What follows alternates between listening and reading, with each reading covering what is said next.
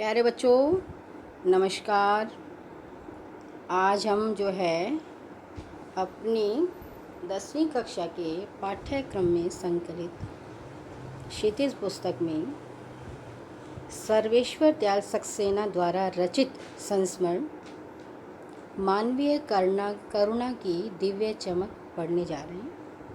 ठीक है, सभी बच्चे अपनी पुस्तक निकाल लें और मेरे साथ साथ पढ़ते चलें। सबसे पहले हम जो लेखक है उसका परिचय करेंगे, उसके बाद पाठ पर आएंगे।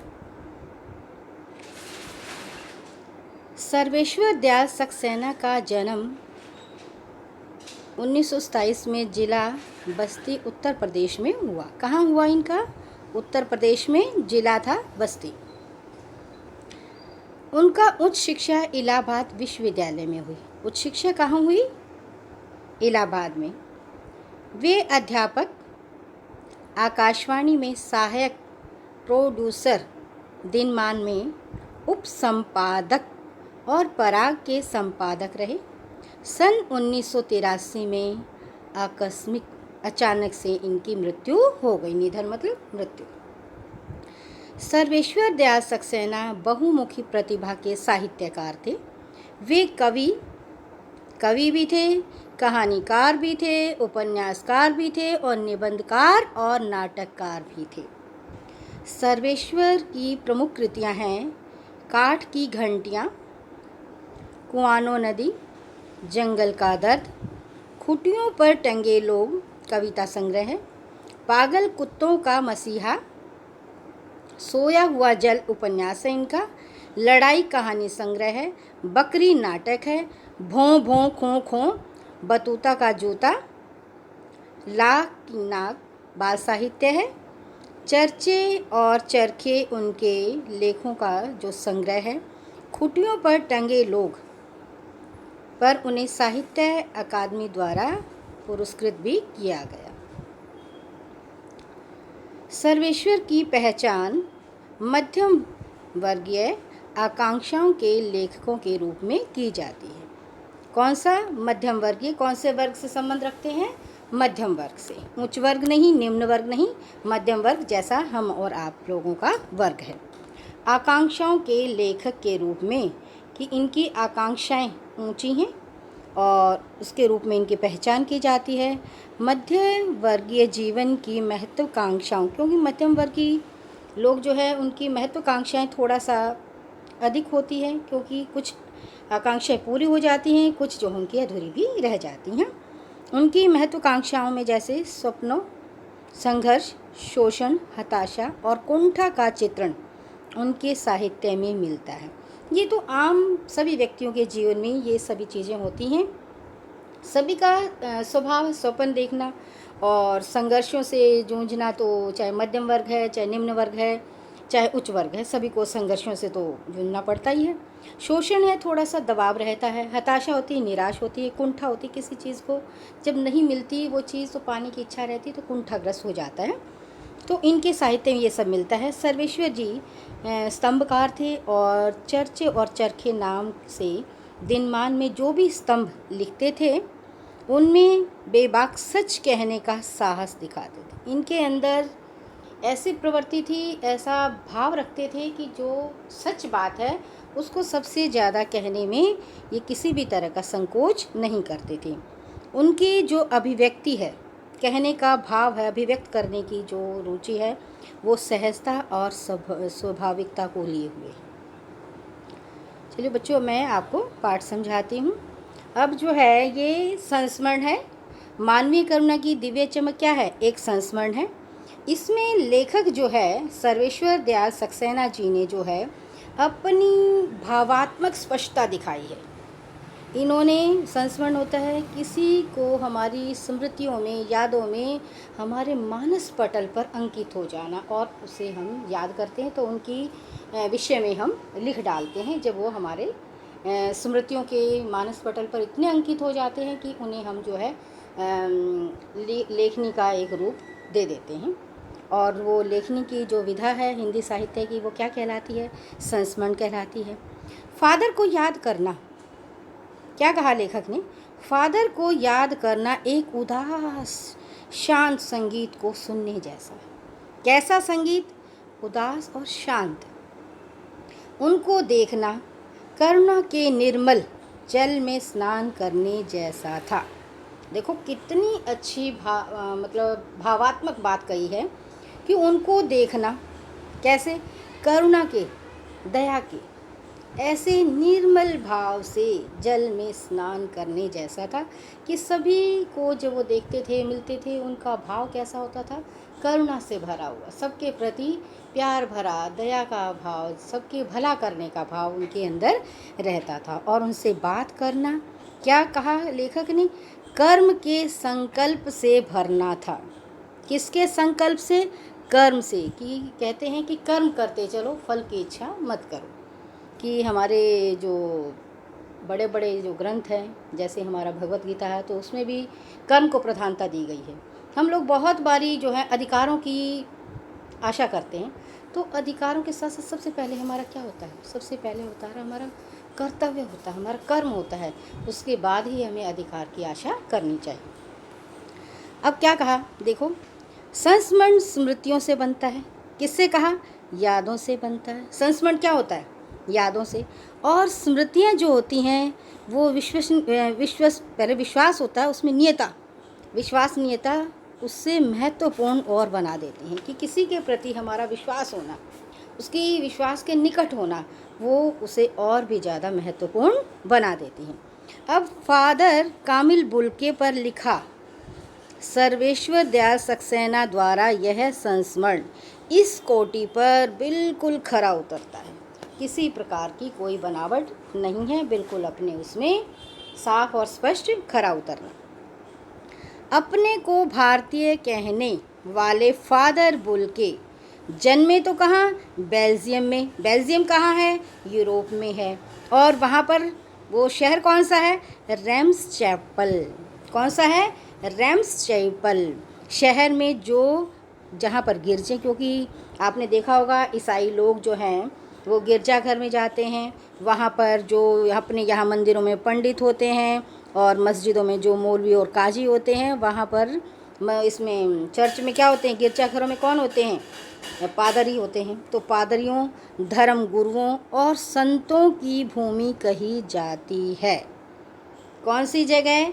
रेम्स चैपल शहर जो है, वहाँ पर सबसे ज़्यादा गिरजाघर हैं और गिरजाघर में पादरी रहते हैं जो कि धर्म गुरु हैं, संत हैं, वहाँ की भूमि कही जाती है।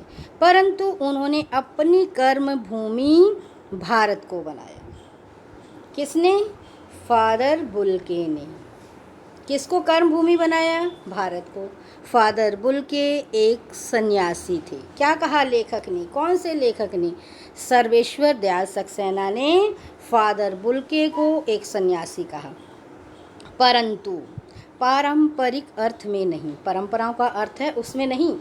सर्वेश्वर दयाल सक्सेना का फादर बुल्के के अंतरंग संबंध था। मतलब आपसे इतना ज़्यादा जुड़े हुए थे, एक दूसरे के साथ इतनी ज़्यादा प्रेम भाव से आत्मीयता थी एक दूसरे के, मतलब अंदर से एक दूसरे से भावों से जुड़े हुए थे, एक दूसरे की भावनाओं को समझने वाले थे, जिसकी झलक जो है इस संस्मरण में हमें मिलती है।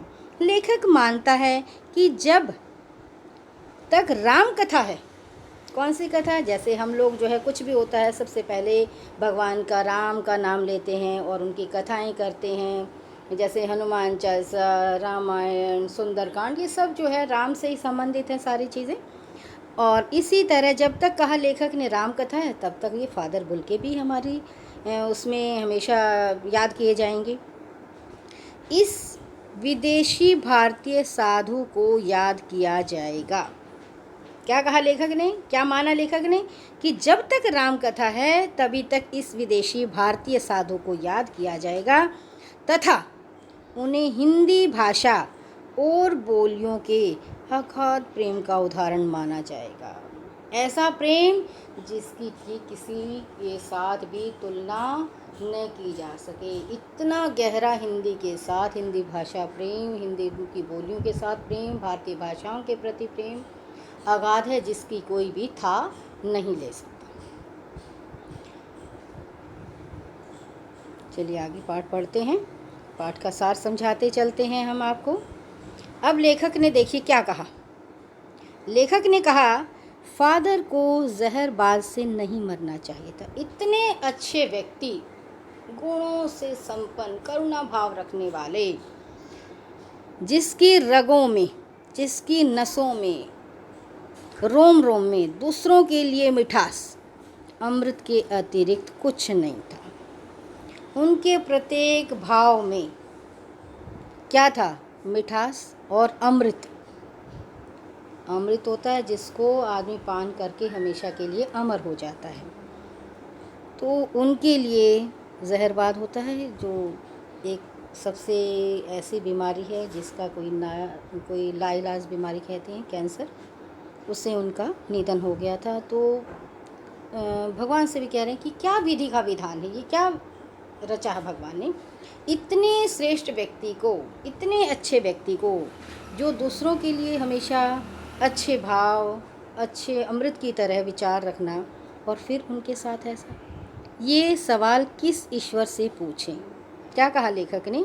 ये सवाल किस ईश्वर से पूछें? प्रभु की आस्था कि जिसका अस्तित्व था वह देह की यातना की परीक्षा उम्र की आखिरी देहरी पर क्यों हो? अब देखिए उनका शब्दों के द्वारा चित्र खींचा गया है। कैसे हैं? एक लंबा पादरी के सफ़ेद चोगे से ढकी आकृति सामने है। रंग गोरा है, सफ़ेद झाई मारता भूरी भूरी दाढ़ी, नीली आँखें, बाहें खोल गले लगाने को आतुर। मतलब कोई भी व्यक्ति आता सबको प्यार से गले लगाते थे। तो सबसे ज़्यादा लेखक का जो भाव है, लेखक की जो स्मृति है, वो उसे यहाँ पर अपने शब्दों के द्वारा उभार रहे हैं। इतनी ममता, मतलब ममता उनके अंदर बहुत ज़्यादा। अपनत्व मतलब अपनापन, अपनत्व मतलब अपनापन। इस साधु में अपने हर एक प्रियजन के लिए उमड़ता था, किसी एक के लिए नहीं, लेखक के लिए नहीं, मतलब हर प्रियजन, उसको तो हर व्यक्ति अपना व्यक्ति लगता था और सबसे उनका अपनापन था। हर एक से वो प्रेम भाव रखते थे। मैं 35 साल से इसका साक्षी था। साक्षी होता आंखों देखा प्रमाण। और इलाहाबाद में थे जब भी वह दिल्ली आते। आज उन बाहों का दबाव मैं अपनी छाती पर महसूस करता हूँ। क्या कहा लेखक ने? कि जब वो मिलते थे और गले लगते थे, जो उनका आपसी मिलने का एक प्रेम भाव का संबंध है, तो वो लेखक जो है आज भी महसूस करता है, आज भी उन्हें वह नहीं भुला पा रहा। फादर को याद करना। आप देखिए बहुत अच्छी बात कही है लेखक ने। फादर को याद करना एक उदास शांत संगीत सुनने जैसा है। उनको देखना, क्या कहा? उनको देखना करुणा के निर्मल जल में स्नान करने जैसा था, और उनसे बातें करना कर्म के संकल्प से भरना था। क्या कहा लेखक ने? उनको याद करना कर्म के संकल्प से भरना था। मुझे परिमल के, मतलब बहुत अच्छे, खुशी के अच्छे, जिसमें कि परिमल का फूल होता है जो खुशी बिखेरता है, अच्छा होता है, जो बुराइयों को दूर करता है, जिसमें सकारात्मकता होती है। जब हम एक पारिवारिक रिश्ते में बंधे जैसे थे, जिसके बड़े कौन थे? फादर बुल्के थे। हमारे हंसी मजाक में निर्लिप्त शामिल होते थे, किसी बिना संकोच, बिना झिझक के, बिना किसी मतलब दूसरा वो लिए हमेशा शामिल होते थे। गोष्ठियों में, जो हमारी सभाएं होती थी, गोष्ठी मतलब सभाएं, गंभीर बहस करते, रचनाओं पर बेबाक राय, मतलब बिना किसी उसके अनुसार, मतलब कि भाई बाहर का व्यक्ति है मैं नहीं बोलूं, तो इस तरह से बिना उसके वो राय दे देते थे, सुझाव देते थे। घरों में किसी भी उत्सव पर, संस्कार में वह बड़े भाई और पुरोहित की तरह हमेशा खड़े रहते थे। और हमें अपने आशीषों से भर देते थे। मतलब हमेशा वो आशीष वचन देते रहते थे, आशीर्वाद देते थे। आशीर्वचन होते हैं, आशीष होते हैं, आशीर्वाद होते हैं। मुझे अपना बच्चा और फादर का उसके मुख में पहली बार, जब लेखक को बच्चा हुआ तो फादर बुल्के ने पहली बार जो है उनके मुख में अन्न डालना याद आता है। और नीली आँखों की चमक में तैरता वात्सल्य। वात्सल्य का अर्थ होता है प्रेम का भाव। और रस कौन सा है? वात्सल्य से रस बना ना, वात्सल्य रस हम पढ़ते हैं, हमने रस पढ़ेंगे तो उसमें जिसमें कि बच्चे के प्रति हमारा प्रेम भाव होता है वो वात्सल्य कहलाता है। जैसे किसी ऊंचाई पर, क्या कहा लेखक ने? जैसे किसी ऊंचाई पर देवदारू की छाया में खड़े। देवदार के वृक्ष होते हैं बेटा, बहुत लंबे ऊंचे होते हैं और उनके नीचे खड़ा होना, सिर्फ उसी के साथ खड़े होने पर ही उसकी छाया मिलती है, उसकी आसपास छाया नहीं होती। कहाँ से शुरू करूँ? इलाहाबाद की सड़कों पर फादर की साइकिल चलती दिख रही है। अब फादर बुल्के कहाँ पर साइकिल चलाते थे? कौन सी जगह, कौन सी सड़कें? इलाहाबाद की सड़कें। हमारे पास आकर रुकती हैं, मुस्कुराते हुए उतरते हैं। देखिए देखिए, मैंने उसे पढ़ लिया। किसने? लेखक ने।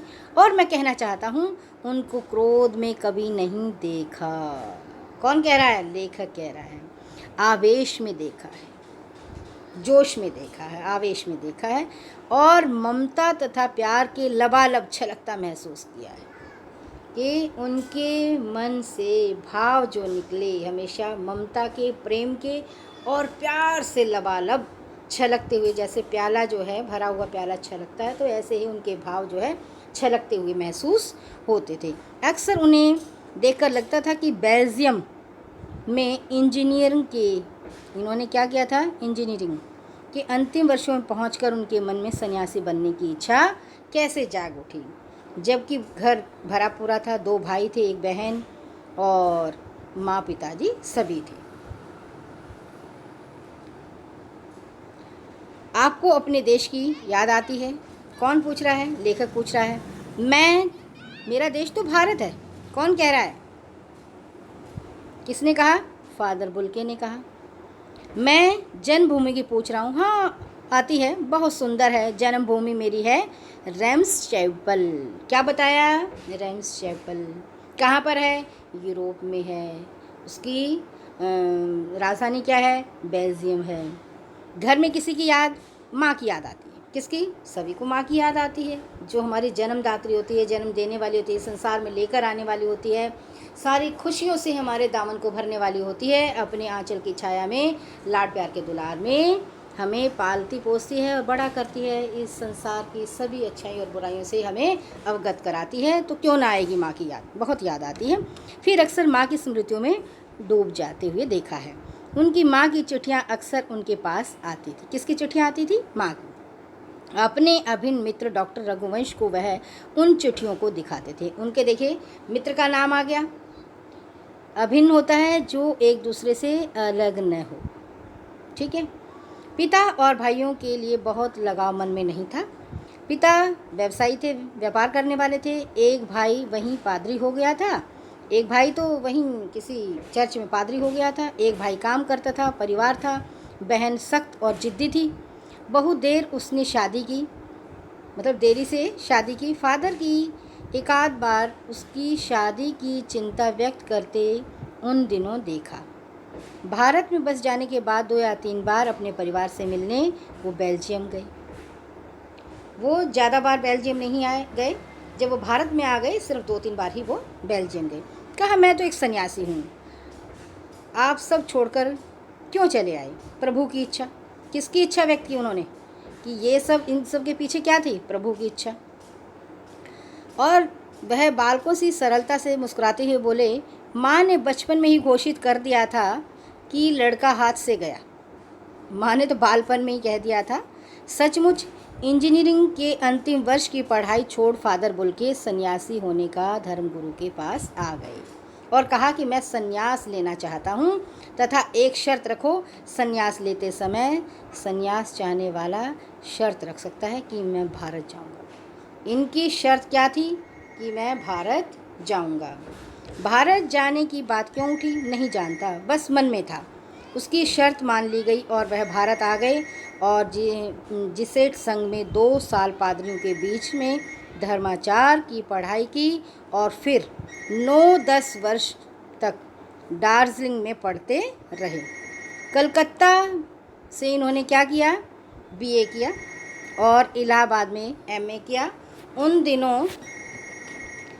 दिनों डॉक्टर धीरेंद्र, क्या कहा, डॉक्टर धीरेंद्र वर्मा हिंदी विभाग के अध्यक्ष थे और शोध प्रबंध प्रयाग विश्वविद्यालय में इन्होंने विभाग से रहकर 1950 में पूरा किया। रामकथा उत्पत्ति और विकास, रामकथा की उत्पत्ति और विकास परिमल में उसके अध्याय पढ़े गए। फादर ने मातलिंग से प्रसिद्ध नाटक ब्लू बर्ड का रूपांतर भी किया और नील पंछी के नाम से।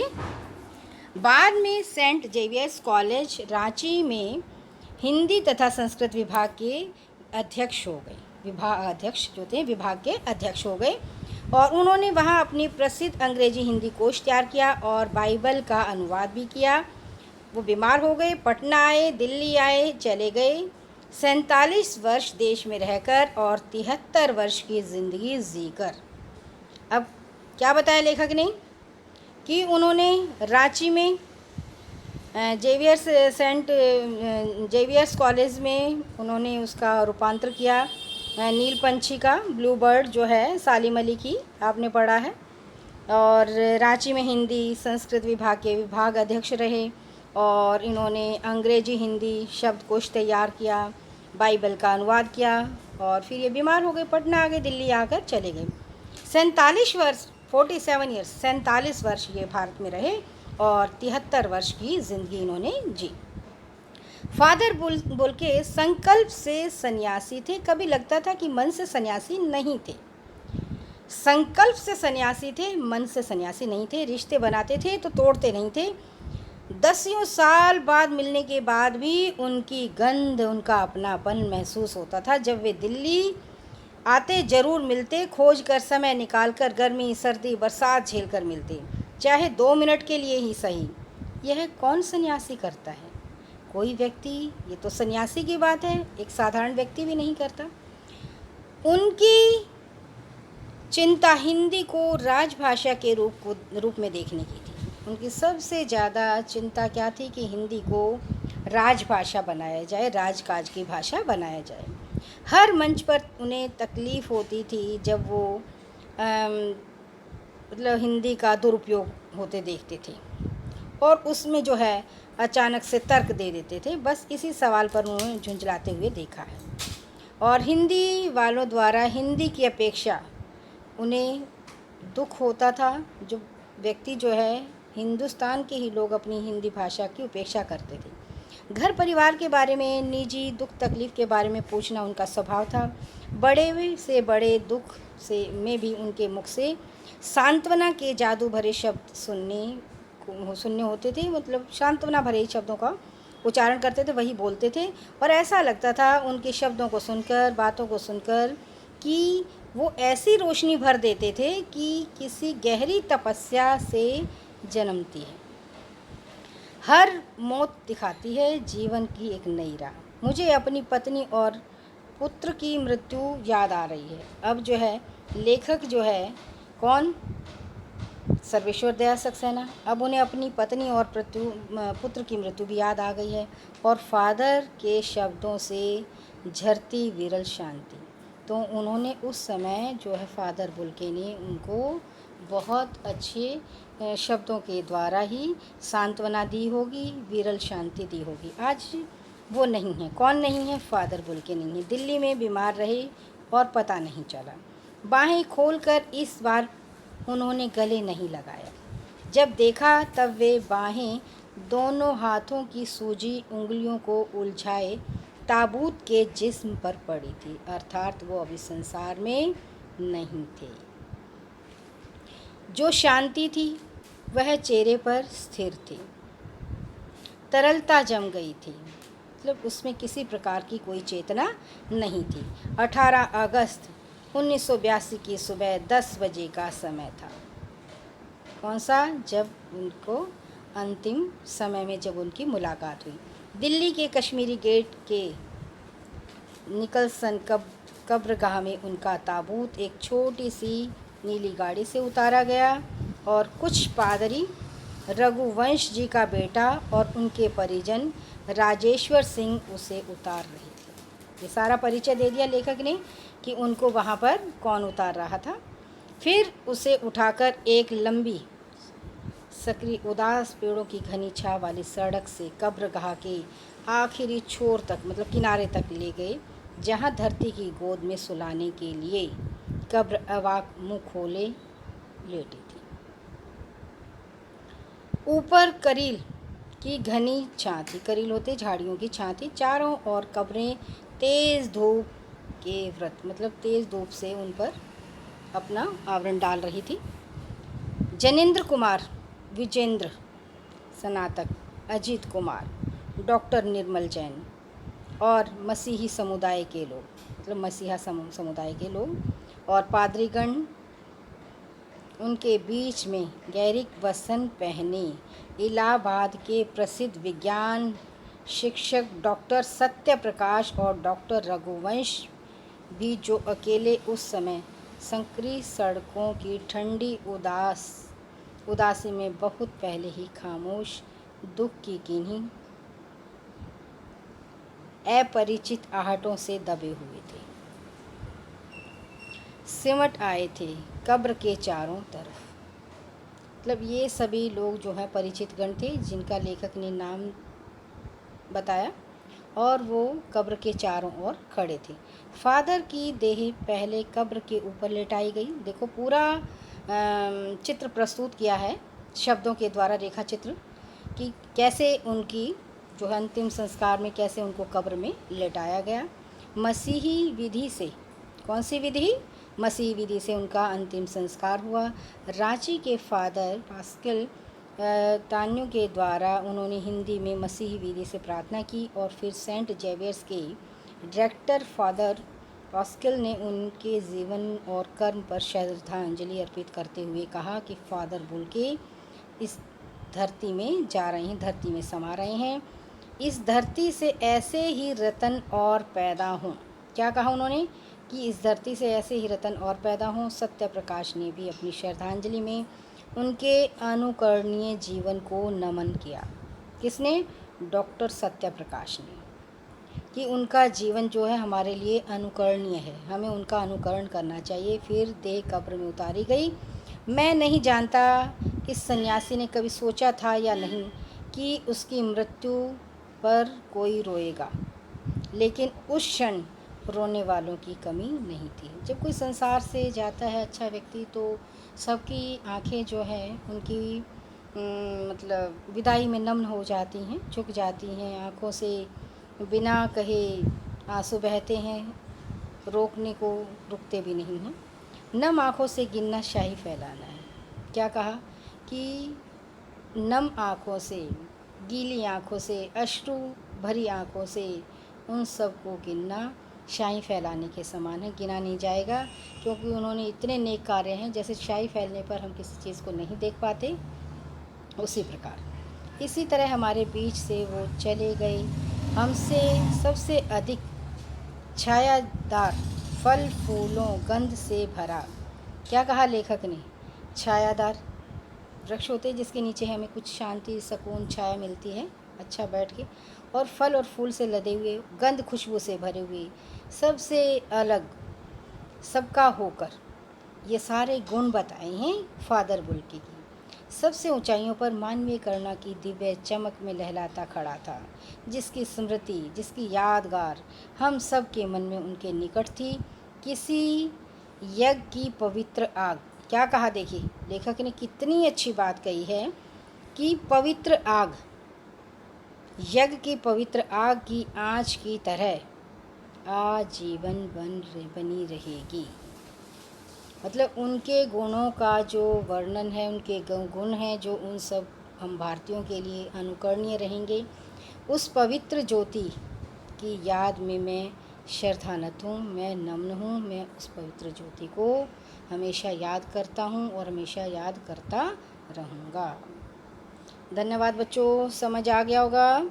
अब जो है अगले उसमें हम जो है प्रश्न अभ्यास समझाएंगे। धन्यवाद बच्चों, पाठ को जो है अच्छे से समझ